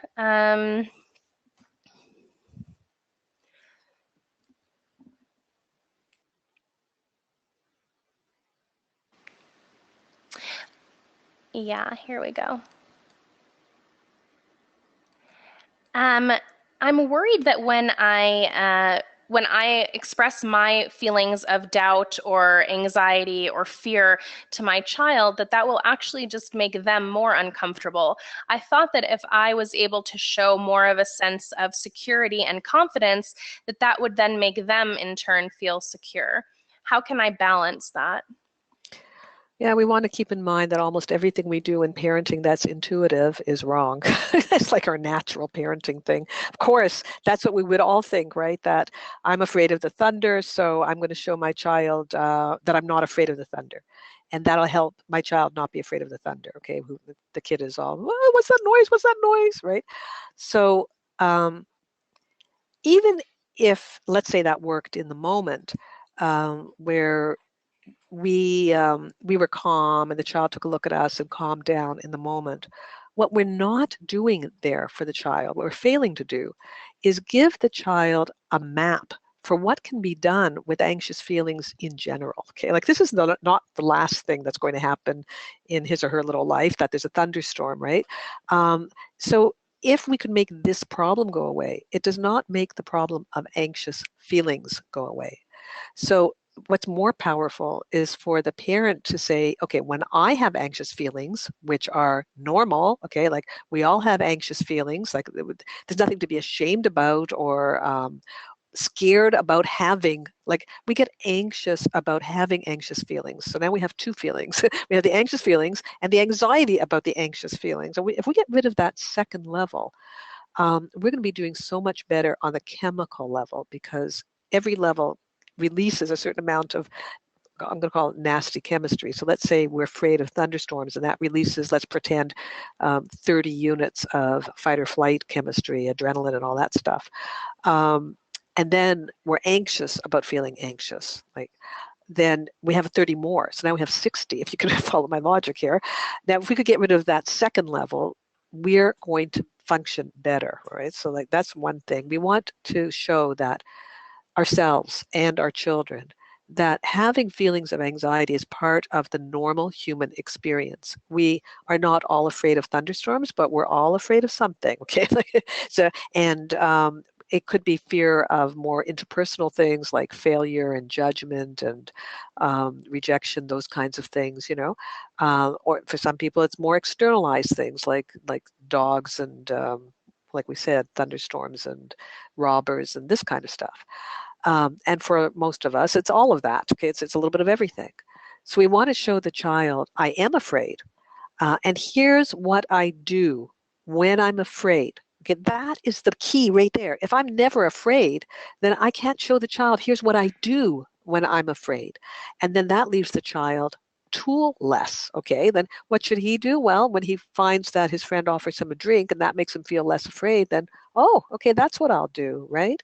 Or start puffing those cigarettes because then I feel more confident and more secure, then that's what I'll do. Like, if you don't show them what to do, then they will rely on their peers in adolescence to learn what to do. Okay, they call cutting oneself is a copycat coping mechanism. So if there's one kid who's figured out that cutting herself reduces her anxiety, soon, you know, so many people in the class will be doing it as well.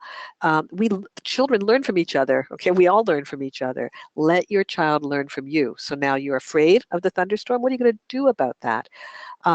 And show your child that avoidance is not going to be your solution of choice. You're not going to drink yourself into a stupor to watch the thunderstorm. You're not going to, you know, go in the basement and shut all the lights and watch TV to pretend there isn't a thunderstorm. You're going to do some other tool. Now, really, I'm not going to go into that tool here because I'm just going to say that there are tools, and that's what the course is all about. What are those tools? What on earth could you do during a thunderstorm? So please, you know, join in to find out more. Okay. Great. Thank you so much. Mhm. I'd love to go ahead and welcome our new members. Welcome, Adina. Welcome, Bracha, Danielle, and Deborah. Welcome, Gitti. Wonderful to have all of you. It is so great to see. Please just come on back, as I mentioned, and put your name or your initials right into the chat box with the words "I'm in" so that I can welcome you as well. And I do see some people with some additional questions or technical difficulties, please just come on back and put your name and telephone number in. I've got some wonderful people ready to give you a call and help you register over the phone. I want to make sure any questions of yours are answered. Absolutely, we can help you with your payment plan options, but we just need your phone number and your name so we can give you a call. And welcome, AH. You're in. Wonderful. Great to have you as well. Okay, Sarah Chana, we have some additional questions. Let me see where that went. I get very, very stressed out and anxious when my kids fight and argue. I feel so helpless, and it makes me feel like I'm not doing enough as a parent. How can I move on from that? Well, your feeling's normal. So, first of all, accept it. I don't think there's any person who really just sits back and goes like, okay, go at it, guys, kill each other. It's very anxiety provoking to us to see that. Often when we're feeling anxious about what's going on in the moment, we react with anxiety. Now there's a difference between feeling anxious, like in the thunderstorm situation, and reacting in anxiety. For example, let's say I'm just going to go to the thunderstorm thing. I'll come back to the siblings, but let's say I was feeling scared in the anxious situation, in the thunderstorm situation. I said to my kid, oh, that lightning, oh, that thunder, oh, and I start running around in circles, having like a freak out. Okay, that's not what I want to show the children. Having the feeling of anxiety is normal and comfortable. Not comfortable, sorry, it's normal and uncomfortable. But that's the normal part that I want the children to know about, that yes, I also feel anxious, but I don't want to model dysfunctional ways of coping. So now to the siblings, when they're fighting, it's okay to say that you feel distressed. Guys, I'm really uncomfortable watching what's going on right here. Okay, this is very upsetting to me and it's making me nervous. I'm afraid somebody's going to hurt each other. Like all those words about your feelings empower you in parenting in so many ways. Okay, we could write a book on just that one sentence. Okay, of giving the child the name of the feelings and what that does interpersonally, intrapersonally, in you, in them, and everything. But we're not going to do it now. Okay, but the one thing it does, as far as our purposes goes here, is it says you have feelings and they are provoked by situations that happen in front of you, and then you're going to show them what you do while you have those feelings. Now on a practical level here, you need a toolkit for a program in your own mind for how you will deal with sibling rivalry, conflict, the actual fighting that's going on in front of you, whether there is danger, whether it's just loud and annoying, whether there's some threat, like are they poking each other's eyes out, or are they just, fighting over a toy and they're grabbing it? Are you really terrified that somebody's going to get hurt? Because if so, you better say so. Like, I am terrified that one of you is going to get badly hurt. Put that down. Okay. Like if you're terrified, then your own adrenaline will kick in and you'll be speaking louder than you would otherwise. But if you're just feeling like uncomfortable, distressed, anxious, and so on, the next step is for you to be prepared for that situation, which is inevitable if you have more than one child. Like, and if they're boys particularly, but anyways, you need to have a protocol. So for dealing with that conflict. And if you do join us in the course, ask that question again, and we'll go over, because we will go over that specific situation. We need to know what to do in the moment. And as we do it and we're effective, that reduces our feelings of anxiety going forward. Because what you said is you feel helpless. And that's the exact feeling that we don't want you left with, and you don't want to leave your child with. Because biologically, there is an imperative inside of ourselves to have control and to not be left helpless. And helplessness will fuel our anxiety tremendously. Okay, that's helplessness and anxiety go together. So we need to become empowered. So the solution ultimately is for you to know what to do when your children are in conflict. So when you read Better Behavior Now, actually that will help you quite a lot with that. Okay. Great, thank you so much. I had a question come in. I have older children. The youngest is 18 years old. Will the course also focus on older children into adulthood? Absolutely. Like our older children are so incredibly anxious because they're human and they are embarking on the huge journey of life. They're about to leave home, which is anxiety provoking. They're about to date, which is anxiety provoking. They're learning to drive, which is scary. They're planning a career, which is overwhelming. I mean, you know, yes, they have more problems than younger children do. So we'll be looking at them. Okay, good. Thanks so much. And I do want to go ahead and get to some of our brand new members. Welcome, JD.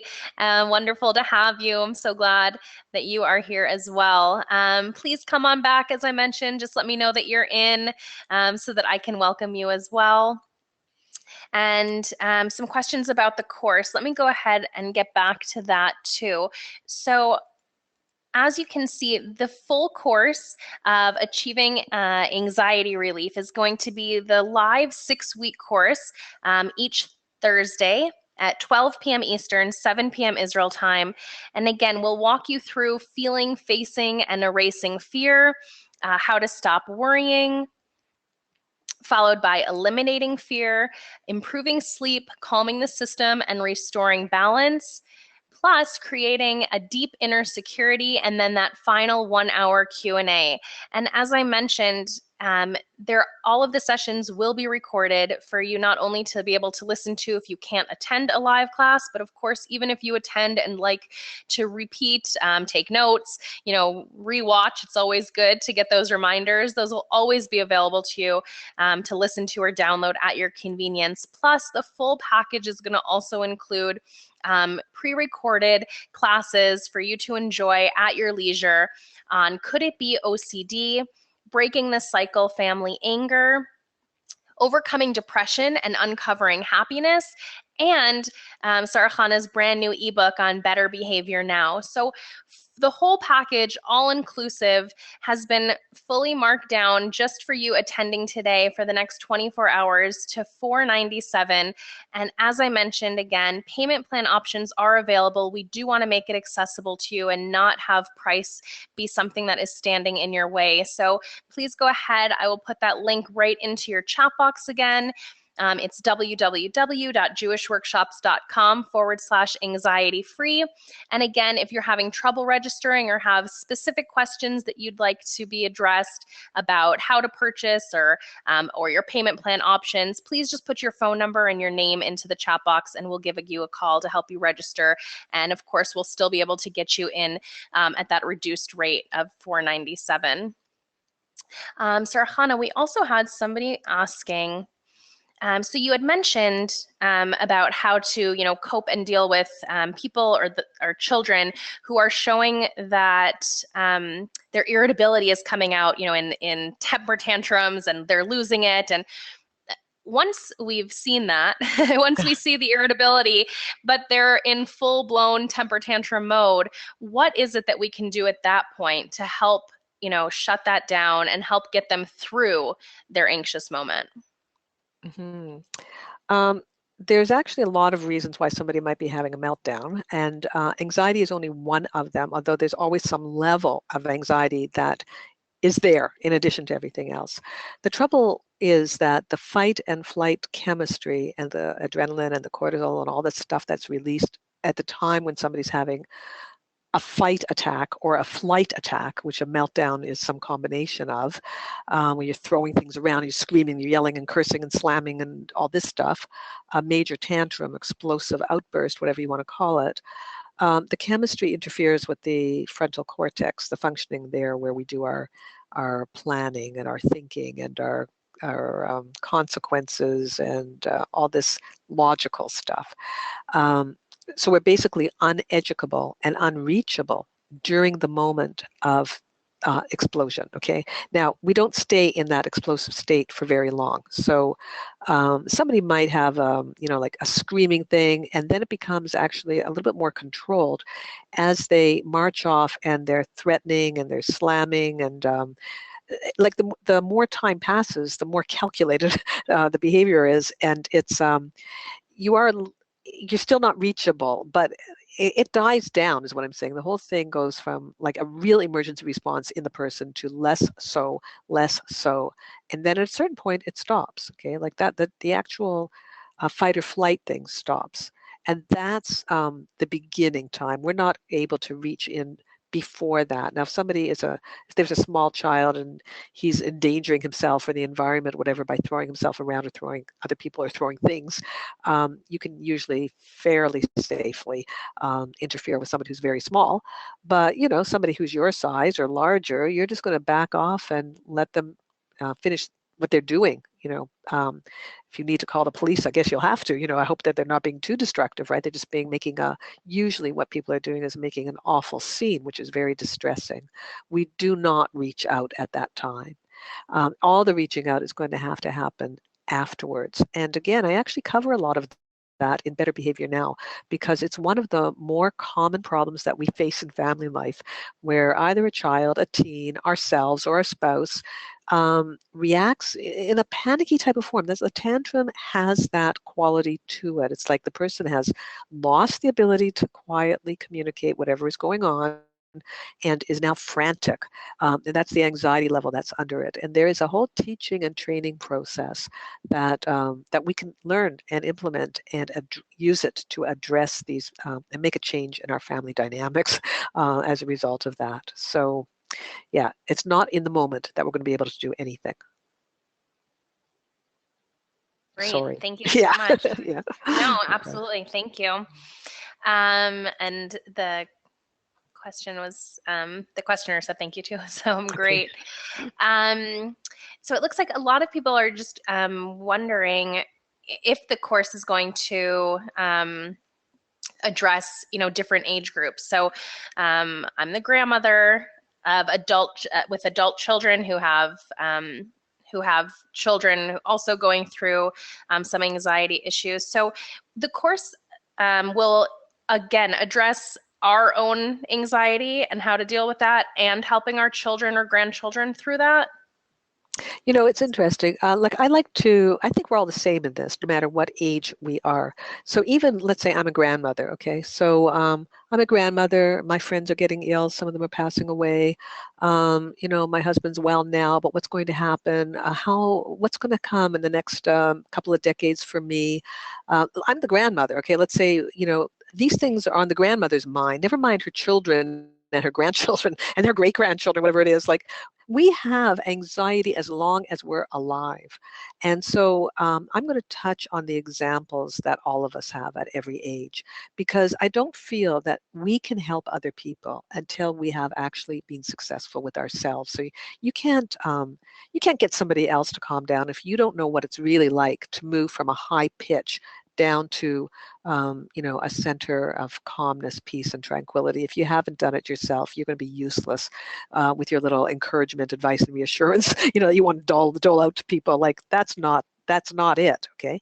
We have to know how to get ourselves to a good place. And certainly because the course is interactive, and the more people share and even just write in anonymously what their own anxieties are, we'll draw on all of those, because the more examples, the better. I mean, I can draw on my own, anxieties and put them in, and the ones I hear every day in my office, but I'm hoping that we will address yours. When you're signing up for the course, please, let me hear, and we'll address yours and then take that down to the other ones. Yes, there will be examples of young children's anxiety, school-age children, adolescents, people in their 20s and 30s, mothers or, whatever, fathers in their, middle age, and the elderly set too. When does it stop? Not while we're alive, okay? So we'll use examples from every period. Perfect. Thank you so much. Mm-hmm. We are going to continue answering as many questions as we can live on the line right now. So I urge you to please keep putting your questions in if you can.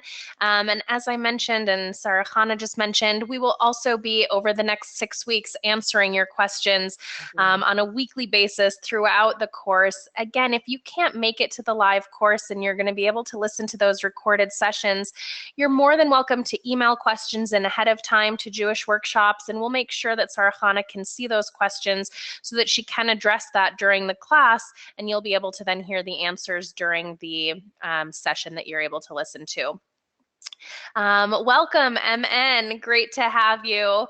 That is so wonderful. Welcome, Yael, as well, and welcome, Shira. Great to have all of you here. I would love to continue to welcome more people, so just come on back. It looks like these seats are really filling up quickly, and you're taking advantage of that additional attendee discount. So I'm very happy to see that. Excellent. Welcome, Miriam. Great to have you too. Okay, I will get to some of these questions before we close up in just a little bit. How do I help a child process fear and anxiety that's happened from past events in his life? It depends, what we're talking about, right? So if it's there are traumatic events that you're not going to be able to help your child process all by yourself, although you can be part of that solution. But if something really bad has happened to the child, there's been um, a frightening, like let's say a child witnessed, he was part of a terrorist attack or something, heaven forbid, right? And saw, carnage around him or whatever it is, and the child survived that and is now having flashbacks and nightmares and stuff. Please don't take that on. Like that's not for the layperson to try and help a child with, although there are certain things that that you should know about even when the child has dealt with trauma. We will touch on that in the course as well, about what the parent can do. But let's talk about just bad experiences. Like, let's think of a bad experience that a child might have had. I used the one being bitten by a dog, but I don't want to use that again because we talked a lot about dogs.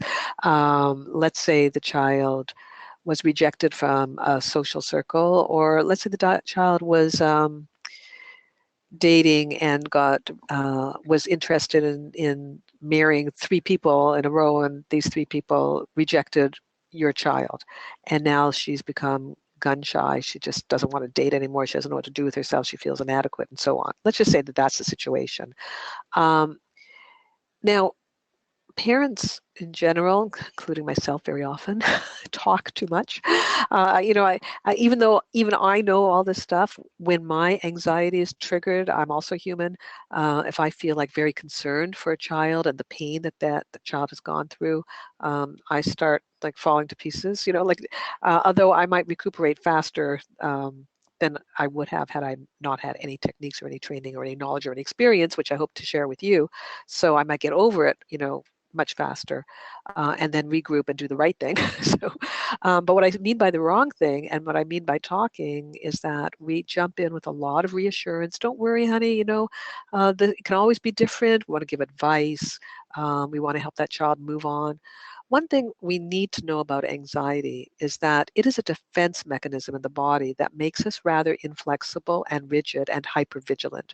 And the result of that is that we are not quick to change anything when we have anxious feelings. So we don't just cheer up when somebody tells us the good news that, oh, things could be different next time. So this kid who's now doesn't want to date anymore and is afraid to go out and doesn't want to say the wrong thing and has become like tied up in a million knots. When you just start giving advice, that's not going to work because advice doesn't work. But also, if you think there's anything you can do particularly quickly, you're going to be wrong about that. With anxiety, it's always slowly, because anxiety is like a frightened animal. You can't scream at it to relax. You can't force it to relax. You can't intellectualize with it to relax. You can't rush it in any which way to relax. You always have to go very slowly with somebody who has already developed anxious feelings about something, like they might have about a past negative event or events. So we have to be prepared, first of all, to encounter it over and over again. We have to slow down and know that this is not going away fast. That's the first thing. We have to teach the anxiety itself that it's now safe. And there are many steps to that, again, which we'll be exploring in the course. But it's only with safety that anxious feelings begin to recede. So, and the safety will begin as far as what you can do is by listening. Remember I said we talk too much, right? So the child is going like, I don't want to date anymore. I'm just fed up. I'm not doing it anymore. And even though everything inside of us is going like, what? Like, you got to get out there. You got to get back on the horse. You got to try again. Whatever. Like, you got to, chill. You got to silence all that stuff and just name feelings for a while. Like, I know, like, you've been hurt and it's painful and it's hard now. You got to listen to those feelings, and we'll look at the techniques that will make us a little bit more successful at doing that, and putting our feelings aside and being patient and allowing the child to work through the bad feelings before we get onto the new track, that there are new possibilities. And one of the main things that we need to bring to the table there is our patience and understanding that anxiety does not move quickly. So I'll just say that for now, and hopefully you'll learn more in the course. Okay. Great, thank you. Okay, we're going to go ahead and start wrapping up here in just a little bit. I do see some questions coming in, so let me just get to this one or two more here before we have to go. There are a couple questions, so I'm going to try to put them together to see if we can answer it. How do you help get children to express their feelings or emotions when they're not communicative, whether it's a child who's too young to be able to communicate, or there is also a child with special needs who is unable to communicate, even at a little bit of an older age? Are there techniques and things that we can do to help with that? Is that something that will be addressed in the course as well? And we will address it, but I'll just say that one of the first and easiest things that we'll be doing there is giving voice to the feelings that are normal in that situation. Just for example, in my book, The Fear Fix, actually, which deals a lot with anxious feelings, what's all about the anxious feelings, there's a section there where a child watches at the table. They have the grandparents and the parents and the families gathered, and the grandfather has a heart attack at the table. Okay, it's like, or whatever, he keels over. And of course, there's a, whole scene where they call the ambulance, and the parents are rushing about, and everything's going on, and nobody's really paying too much attention to this kid who might be, let's say, 11 or 12 or whatever, or 7 or 8, doesn't matter, or 18 or whatever, right? But let's say it's a younger child who is a quiet 5-year-old who's just like at the back of the room watching all this, and who's not communicative. So later on, after the grandfather's settled in his hospital bed and things are going on, somebody needs to go to that child, as it says in the book, and start the conversation by naming feelings that would be appropriate for that situation. It's like, wow, that was really scary, wasn't it? Watching grandpa fall over right like at the table like that. And the kid might shrug her shoulders, not say anything, just look at you, kind of dumb, and you just keep talking. So like, I was really scared, and it's a good thing we called the ambulance right away, but it was very confusing. I didn't know what was happening. I don't think any of us knew what was happening right then. And you're talking through the whole experience, right up until the point where you go like, and now we're waiting to see, and we're still feeling concerned, like whatever, all of the feelings. And if you do that every time that this uncommunicative child is in a situation that would provoke anxiety, the child is learning the vocabulary, is learning that these feelings are normal. And one day will just pop out with her. It's like when you're talking to a toddler and all of a sudden they start speaking full sentences, They're listening, and they're learning, and they're taking it in, and you're giving it to them. And eventually it will, first of all, it's going in, and it's helping the child to settle all of her distress. And then eventually she will be able to communicate it, because you've done such a great job.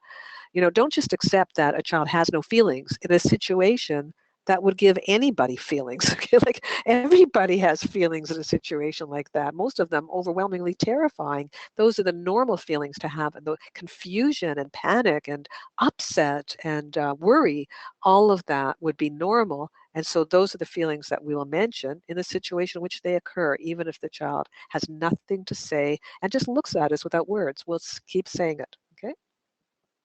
great, thank you so much. Welcome, SS.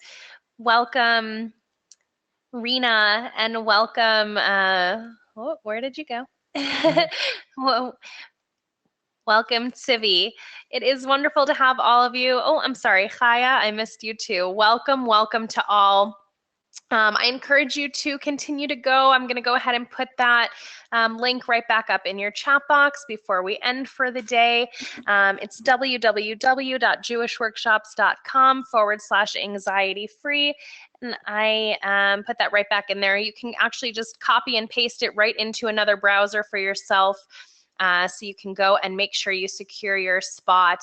Sarah Chana, before we end for the day, if you could just leave us all, we've got, thank God we had people from around the world come and join us today. We were so grateful that everyone spent their time with us. We've still got, several hundred people hanging in here. And it seems like some people may still be on the fence, not sure if this is what they need. But can you leave us with some words and help us decide? Mm-hmm. I just feel that this is a very neglected part of parenting education. We're all about the behavior, which is important. But when we neglect the inner world, it's like we're leaving our child abandoned really throughout life, because at every stage there are uncertainties and worries, and some children are genetically more vulnerable to like falling into the pit than others. But our so-called non-anxious child, a lot of people say, well, my child isn't anxious. Well, is your child human? You know what I mean? Like your child may not have an anxiety disorder, but your child definitely has these feelings. You're not hearing all about them because we explained why in this past couple of hours. And just as part of being fulfilling your task as a parent, I think it's like close to teaching a child how to swim. Like, how can you sort of not teach a child how to swim? The child's going to encounter bodies of water. You want that child to be prepared for life. By having tools. You don't know what's going to happen to your child ahead in adulthood. You don't know when your child's going to need to call upon these tools. You don't know when your child's going to fall into a deep pit. Of course, we want our children to have the simplest, least complicated lives possible, and then there they are, hit by divorce, poverty, illness of their own children, the real difficulties and challenges. I don't want to go over the long list of horrible things that can happen to us, but as a parent, the more tools you give your child to survive, the better your child will do, the less suffering your child will have. Isn't that one of the greatest gifts that we can give our children? I just think we have to try. We can't save them from suffering completely, but we can certainly help them along the way. It is a wonderful and priceless gift to give your children. Thank you so much. We had someone write in, thank you for the opportunity to discuss these matters and share our questions and experiences with you and others in this webinar. With much appreciation, S&M from Helsinki. Okay. So thank you. My Thank you, pleasure. Sarah Chana, for being here. We have so many people now writing in. Thank you. Thank you so much. It meant the world to me to be able to be here with you today, Sarah Chana. Thank you. And thank you to everyone who joined us. We really appreciate you coming in and spending your time with us today. I am going to go ahead and leave the webinar open for just another couple minutes. You won't hear any talking, but I'll go ahead and leave it open so you can still put your name and telephone number in if you have any additional questions, need help registering, or we're having some technical difficulties. We're still here for you. Once the webinar is closed, I won't be able to get that information. So I will keep it open here for just a couple minutes and look forward to joining everyone next Thursday, January 11th. Thank you so much, Sarah Chana. It was a pleasure seeing you. Thank you. Thank you for having me. And I look forward to seeing you all there. Okay. Have a good week. Thank you. Have a good one.